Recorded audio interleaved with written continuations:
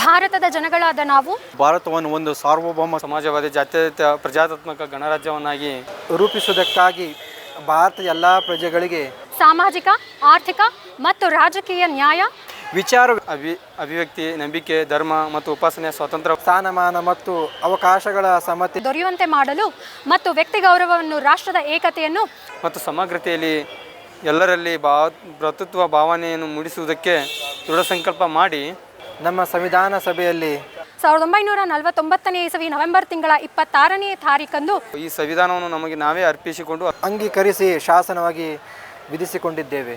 ನಮ್ಮ ಕಾರ್ಯಕ್ರಮಗಳನ್ನು ನೀವು ನೋಡ್ತಾ ಇದ್ರೆ ನಮ್ಮ ಚಾನೆಲ್ ಅನ್ನ ಸಬ್ಸ್ಕ್ರೈಬ್ ಮಾಡಿ, ಪಕ್ಕದ ಬೆಲ್ ಐಕಾನ್ ಒತ್ತಿ ನಮ್ಮನ್ನ ಬೆಂಬಲಿಸಿ. ಹಾಗೆ ನಮ್ಮ ಕಾರ್ಯಕ್ರಮಗಳನ್ನ ಲೈಕ್ ಮಾಡಿ, ಕಮೆಂಟ್ ಮಾಡಿ, ಅದನ್ನ ಬೇರೆಯವರಿಗೂ ವಾಟ್ಸ್ಆಪ್ ಮೂಲಕ ಶೇರ್ ಮಾಡಿ.